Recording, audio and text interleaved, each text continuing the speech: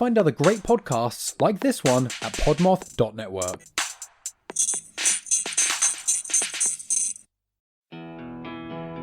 Everybody knows that true crime can be a real buzz killer, so why not pair it with a nice glass of wine? Join us, Macy and Nicole, the hosts of Buzzkillers, a true crime podcast, as we drink our way through new bottles of wine every week, while navigating true crime cases, conspiracy theories, and even some spooky haunts. The deep dives are kept light with banter and personal tales, and even the occasional boozy hiccup. Listeners are encouraged to grab a drink of any kind and tune in every Sunday as we tell the tales of the wicked that plague this world.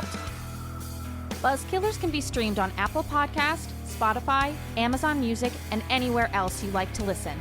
Check out our website, www.buzzkillerspodcast.com, for more information.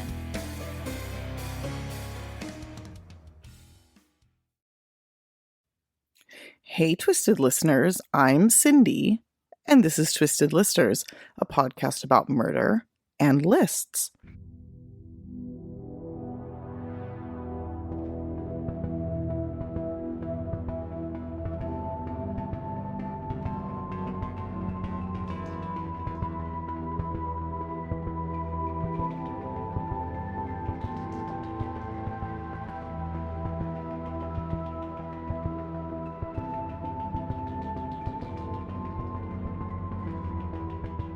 And I'm here solo today because Diva is traveling for her amazing job. And I was going to have a guest host for both episodes, but I screwed up my dates, so I'm going it alone for this one. And before I get started on the case, I wanted to give a shout out to Bloody Podcast. They are another local LA indie podcast in the area, and we have a lot of mutual friends in the LA area as well. Their podcast is hilarious and fun, and they do really great cases. So I'm going to run their ad at the end of the show. Please listen for it, and also give them a listen because they're really, really great. I thought as a special treat, we could do a deep dive on a case, and I chose one that we have actually done in the past, but it's down because it's kind of when we first started and didn't know what, we were doing as podcasters. So it's no longer up, although we will be revisiting the topic. It's Murders of Australia. But in the meantime, I thought I would take one of the cases that we did and kind of redo it with more horrific information. Before we get to that, I want to thank all of our patrons for supporting us. You all absolutely rule. We do have a deep dive of Big Ed Kemper coming out as soon as Diva's back to listen to me talk at her about him. And, we have the murder map on there. We have all sorts of previous recorded cases that are deep dives, and we're putting up more content all the time. If you'd like to join us, it's patreon.com/twistedlisters. If you'd like to join us on TikTok, it's just @twistedlisters. If you'd like to join our Instagram, it's twistedlisterspcast. You can check out our website, twistedlisterspod.com, or you can send us an email, twistedlisterspod@gmail.com. Please like, rate, review, and share. We would love to continue growing. We've grown a lot. It's been great. We want to keep going. So tell all your friends. Okay, so I'm going to do the murder of Anita Cobby. This is one of the most horrific cases. I know we say that a lot, but I think podcasts tend to choose the worst ones on purpose, and this is definitely no exception. This happened in Sydney in February of 1986, or thereabouts, I think like a suburb of Sydney. Anita Cobby was born Anita Lynch in 1959 in Sydney, New South Wales. Her parents, Gary and Grace, raised Anita and her sister Catherine in Blacktown, a small town just outside of Sydney, or maybe like a suburb. Obviously, I'm not super great with Australian geography. I apologize, but hopefully it doesn't screw the story up for those who know. Anita grew up super close with her parents. She had what sounds like a really great upbringing. She was smart, she was driven, she was dedicated to helping others. And because of this, when she grew up, she decided to do what her mother did and become a nurse. So they were just like a family of people who were like caretakers and just lovely human beings. She went to nursing school just out of high school, and there she met her future husband, John Cobby, who was also in nursing school. The two fell head over heels in love, and after only about a year of dating, John proposed. He said of Anita, like talking about the way she looks, I suppose, quote, "Just these ringlets of hair everywhere. God, she was beautiful, and I thought far too good for me." And he wasn't wrong. Besides being a nurse, in 1979, Anita had won a beauty pageant she'd entered. And I mean, she was like basically a model. And I think at one point she wanted to be a model and she'd entered a bunch of pageants, but she was super tall. She was thin. She had this beautiful face, this great smile. She was honestly like a stunning woman. John looked like a man. No offense, but I think, if you went on looks alone, maybe she was out of his league. But he seems like a lovely man, so who knows? And Anita loved him back, and the two were married in March of 1982. Sadly, prior to this, Anita had announced a pregnancy, but shortly thereafter suffered a miscarriage. She and John were both, pretty sad about this, but they realized, we're young, we've got all the time in the world, we'll have another chance to do this soon. Anita met John when she was only 20 years old and he was 23. So they were very young, and though they were in love, after a time things did start to fall apart a bit. They had had a great time traveling. John had won some money betting on horses. Like one of his things that he enjoyed doing was raising and training horses. So he would do that during the day and then work as a nurse at night. So when he won these $10,000, it was just extra money, and they used it to travel and have fun. And for a number of years, they just kind of used their money to live life as they wanted. But as he was nearing 30, John kind of decided he was ready to settle down. He wanted to start a family. He wanted their marriage to become a little bit more serious. Anita was still only 26, so I think she wasn't quite there yet. She realized how much freedom she had. She wasn't really ready to give that up yet. And because of this, the couple had decided to take a break. It wasn't like a bad breakup. There was no fighting. There was no anger between them. They just kind of decided to take some time. John, according to both his and Anita's friends, was devastated. Like I said, he'd wanted to start this family, and that meant that he was all in with Anita. It probably really hurt that she didn't quite feel the same, especially after they'd been together for so long. Anita moved back in with her parents in Blacktown, and John moved in with his in Rockdale, which wasn't super far away. The two still spoke nearly every day, but according to Anita's friends, a lot of this was instigated by John, who I guess would call her multiple times while she was at work. That being said, it was never contentious or bad between them. And in fact, after about 6 weeks, they were already talking about moving back in together and buying a condo. So it could have been seen as a bad thing, but it seemed to not be. It seemed like Anita was allowing and perhaps encouraging this. So, it was more like they were just working through things. On the evening of February 2nd, 1986, Anita went out with friends after work. They went and got dinner together. They had a really great time. They had some drinks. They were all nurse friends, so they had worked together. They got off at the same time from their shift, and they went to get dinner. One of her friends, Lynn, offered to let Anita stay at her house, but Anita was like, "No, you work early and I don't work till 1:30. I'd like to sleep in a little bit tomorrow. I think I'm just going to go home." So Lynn drove her to the train station so she could catch a train back to Blacktown. John had actually also asked Anita that night if she wanted to spend the evening with him, but she said, "No, I have plans with my girlfriends. I'm going to go out." The following morning, when Grace, Anita's mother, awoke, she realized Anita wasn't in her bed. She wasn't super worried because, Anita's an adult. She'd lived away from home for a number of years. She figured that Anita had just stayed with a friend from work or maybe even with John. However, later that afternoon, she received a call from Anita's work asking if she had been seen because she had not shown up for her shift. Immediately in that moment, her family said they knew something was really, really wrong. This is not something Anita would do. She would not show up for work. They started calling all of her friends, her coworkers, everybody they could, and finally around 8 p.m., after exhausting all other leads, they called John. John was at dinner with his dad and a friend at the time, and her parents found where he was. They tracked him down at the restaurant and got a hold of him. John said he had no clue where Anita was, and he left in a panic to go to her parents' house. The following day, February 4th, he and Anita had made plans to go to Shelley Beach, so he just drove out there thinking maybe she would show up, maybe something weird had happened, but she was going to meet him and they'd have their day. As he drove, he was listening to the radio, and suddenly an announcement broke through a song to say that police had found the body of a naked young woman at a paddock in Prospect in Western Sydney. Now, a paddock, for those of us in America, it's kind of like a farm or like a part of a farm, like a barn sort of thing. So John and Anita's family, who were not on the best terms. So Anita's dad, didn't like love John. So it was already a little weird between them. But they all went to the police station where police showed them a Russian wedding ring, which is what John had given Anita, when they wed.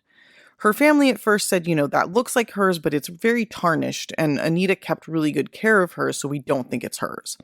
However, John, having been the one to give her the ring, knew immediately that it was hers, and I think her parents probably also knew, but just didn't want to admit it, which I definitely do not fault them for, but I think they kind of all knew. The body was then identified as Anita by her father, Gary, after John straight up refused to see her in that state, and police refused to allow her mother to see her, because her mother was like, well, I'll do it. I'm a nurse. I've seen dead bodies. And they're like, yes, this is different. We're not allowing you to see her. But they did allow her father. So apparently it was just one of those things where a woman couldn't handle it or whatever. Anyway, I digress. It doesn't matter. So he went and saw her and said it was like the worst thing he's ever experienced in his entire life. But he did identify Anita. She had been found by a farmer who noticed his cows circling an area near his paddock.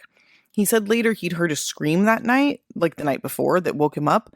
But he was used to that because teens would like come party out at his farm, like get drunk and whatever. So while he was probably annoyed at this, he didn't investigate because he was just so used to it, which is exactly like what my friends and I used to do. We would party at the haystacks and we'd party at the barn. That's where we would go. So I understand that. 2 days later, after the autopsy was performed, as police were trying to figure out who had killed Anita, radio host John Laws somehow obtained a copy of this just released autopsy report and read it on air. Now, I don't know. I think the family later said that they were happy that he had done this, but at the time they were extremely upset as this is a huge violation. And also, her family didn't know the details. John didn't know the details of what had happened to her. So hearing this, like in the news, had to be extraordinarily shocking. John was, of course, the primary suspect, at least at first. As I had mentioned, Anita's friends from work said that John was absolutely devastated by the breakup and had been in constant contact with Anita, pursuing her far more than she was pursuing him, and this very easily could have been construed as like an obsession. He was brought in by police for questioning, and though he had an alibi, it wasn't a super strong one. He was just home alone.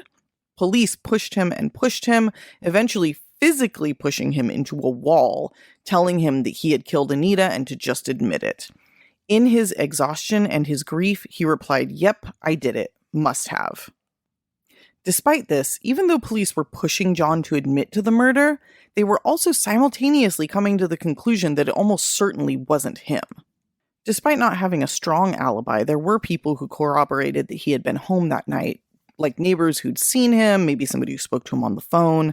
And then also, more importantly, was the conclusion police were coming to, based on her injuries, that Anita had been attacked by more than one person, and possibly many more. The murder also didn't seem like a crime of passion, but more one of calculated torture, which didn't fit with John's personality or any potential motive he would have. There had been a rumor that Anita had started dating someone from work, but that was also later found to be just that, a rumor, and not one that had been heard by John, so John wouldn't have even been privy to that information.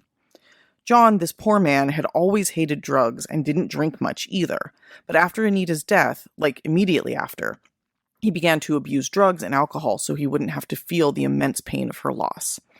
A week after her murder, while at her funeral, John's father had to hold him up, like physically, because he was so intoxicated. John cried out, "Please don't take her away from me. Don't take her away, please." That's pretty heartbreaking. The day after Anita's funeral, John moved to the United States to get away from the media, who, after the autopsy had been read over the radio, had been hounding John and the rest of Anita's family shamelessly. John was already extremely fragile and had a complete mental breakdown as a result. Moving out of the country is a pretty huge decision, and one he made within a week of Anita's death. To me, that signifies just how bad things were for him. About a year after moving to the United States, he decided to come back to Australia. He had really just kind of spent his time, drinking and doing drugs and not really doing much. But he came back mostly because, despite his best efforts, a journalist in the US had found his home and started harassing him for an interview. So he figured, if I can't get away from it, I might as well be with my family and my friends and a support system. After returning to Sydney, he changed his last name to Francis and finally felt a bit of relief and anonymity for the first time since Anita's horrific murder. He also began to get his life back together somewhat. I'll talk about that briefly later. But first, I want to talk about what exactly happened to Anita and how horrific it was that reading this autopsy brought an entire country together in anger and sadness. On the night of her murder, Anita, as I said, had been dropped off at the train station by her friend Lynn. Oddly, Lynn would later say that night she had had a terrifying nightmare where she was once again dropping Anita off at the train station. But this time when she said goodbye, she told Anita she'd see her tomorrow, and Anita replied, "No, you won't. I'm going to die." Lynn said she woke up in such a panic that she got up and immediately checked all of her doors and windows to make sure they were locked and had difficulty going back to sleep. She now believes that was an omen or just her feeling what was happening to her friend as it unfolded. Also that same night, police received a call from a brother and sister who were in their teens who had been home just hanging out when they heard a woman screaming outside their house.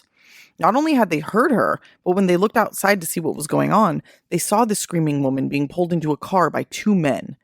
As the two began to panic, their older brother Paul and his girlfriend returned home, and when they told him what happened, they immediately sprang into action, getting back into his car and following the one who had abducted the woman. Likewise, other neighbors in the area also heard and saw this abduction and tried to follow the car, but ultimately lost it. Paul, when he was following the car, he was able to find it. It was a white car with a gray undercarriage, but there was nobody inside, and since he himself had not seen the car, he wasn't sure if it was the right one, and simply went home. He had found it on a lover's lane, and he actually did flash his flashlight inside of it, but there was nobody in there. There was no indication anything was wrong, so he really didn't know what to do, so he left. The police also came, and they went out looking for the car, but they couldn't even find it at all. And of course, instead of releasing the Australian equivalent of an APB, they were just like, "Sorry, can't help, don't know what happened, have a good night." After Anita's body was found, police started to wonder if the screaming woman had in fact been Anita. They were unable to prove at that point that she had ever even taken the train, but if she had, the place where she was abducted would have been on her way home had she chosen to walk. Police decided, even though they didn't have the evidence they needed, that they would treat the women as one and the same, and even set a trap by having an undercover officer walk the same route, hoping the same men would attempt another abduction, but they had no luck. Now, police were getting a lot of heat from the public after that autopsy had been read, which I think is part of why Anita's parents eventually were grateful that happened, even though it was pretty fucking gnarly. But I think this is what led them to actually do their jobs and do a good job here. So while they weren't immediately able to prove that Anita had taken the train, what they did find is that Anita did in fact from time to time walk home from the station. They were able to confirm then after this that she had taken the train, and that on the night of her murder, the phones at the station had all been vandalized. So she was unable to call her father for a ride, which is what she would normally do if she got home late. So this is something that happened many times before, but typically she'd either be able to get a ride home or she wouldn't be walking home so late because this was almost 10 p.m. Police at first said, well, why didn't she take a cab? But her family was like, she would never pay for one. It was a nice summer night. There's no reason she wouldn't walk home.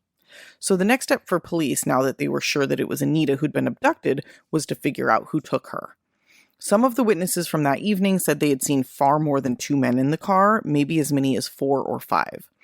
Police were able to get a better description of the car. It was what was called an HT Holden Kingswood. And when they then heard that one of that exact same car had been stolen by a group of hoodlums, they finally had a break in the case. This break was given to them by a police informant who said that he had seen 22-year-old John Travers and some of his gang stealing that same car earlier that night. John Travers was well known to the police, as were all of his, quote, friends. John himself had a history of criminal allegations and charges, including a number of rape allegations.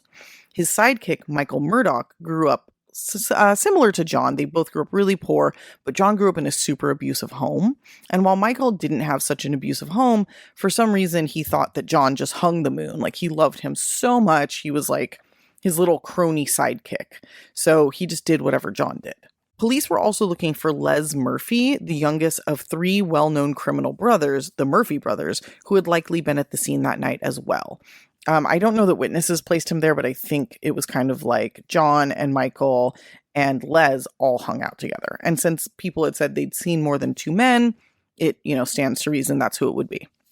It took some searching, but finally both John and Michael were found at John's aunt's house, hiding out. They were brought in for questioning, and while there, John asked that he be allowed to call his aunt to bring him some cigarettes. John gave the police her phone number, and instead of allowing him to call, they reached out to her. They thought there might be a way she could help them, especially after meeting with her in person and seeing how uncomfortable she was kind of talking about things. She seemed uncomfortable, but she also seemed kind of willing. Police were concerned she was afraid to speak openly in her home because the entire Travers extended family wasn't exactly full of upstanding citizens, so they had her come talk to them in their police car. And there she told them that John had a history of admitting things to her whenever he had committed a crime. He'd not said anything about Anita, but she's sure he had been involved and thought he might eventually tell her.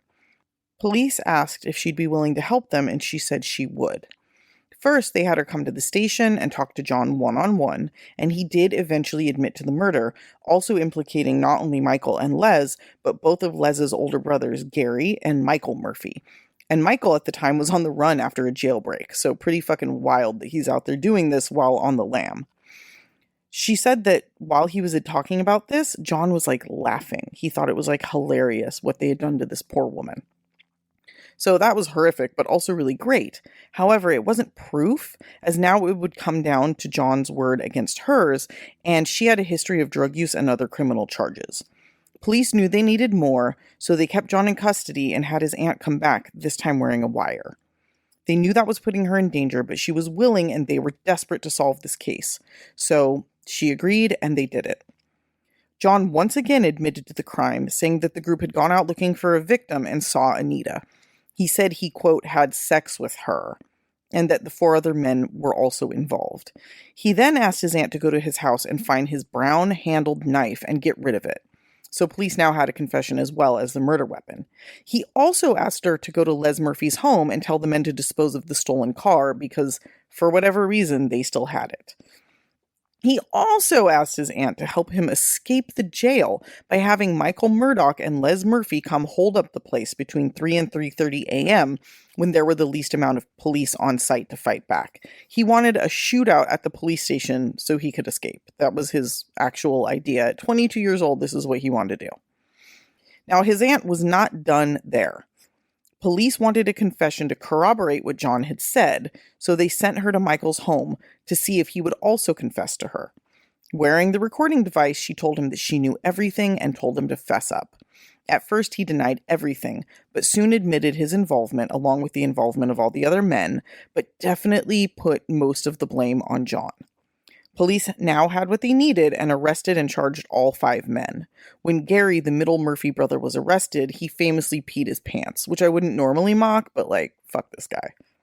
So now we get to the hard part where we talk about what exactly happened on the night of Anita's murder. Anita took the 8:48 p.m. train to Blacktown, and when she arrived, as mentioned, the phones had all been vandalized, and so she was unable to call her father for a ride. Instead, she decided to walk the 2 kilometers home, and on her way, while walking down Newton Road, the 5 men found her. They had just stolen the car and were on the prowl for someone to assault, and when John saw Anita, he said, "She's the one."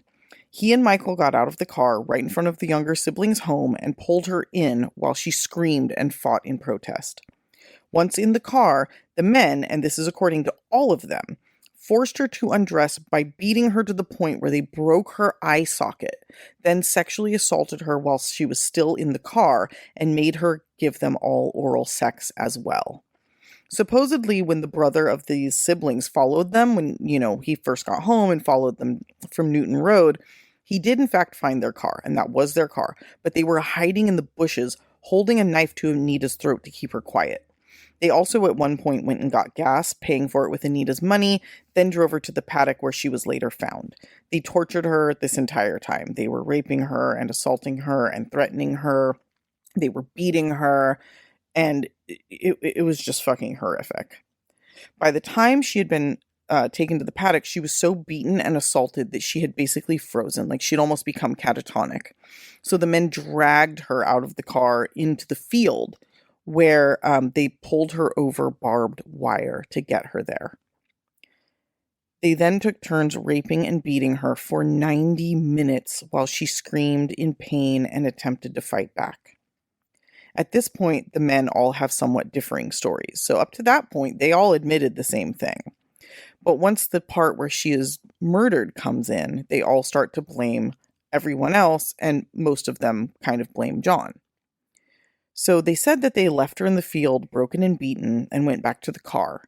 They were about to leave, but they had a discussion where they decided that one of them should go back and kill Anita because otherwise she would be able to identify them if she survived. They all egged on John to do this until he went back, though judging by the fact that he was laughing and recounting this story, I don't think it took a lot of convincing, and he may have even been the instigator for all we know. But anyway, John went back to Anita to where she was lying on the ground, picked her up by her hair, and slit her throat so deeply that she was nearly decapitated. I cannot imagine what she must have been going through, maybe even at that point thinking they'd left and she may survive, only to have it end this way. The medical examiner later said she would have died within 2 minutes of the attack, or of the, cutting of her throat, but that feels exceptionally long for something like this. Now for a quick addendum to all that via the autopsy report, and this is even more of a trigger warning that I didn't already give you.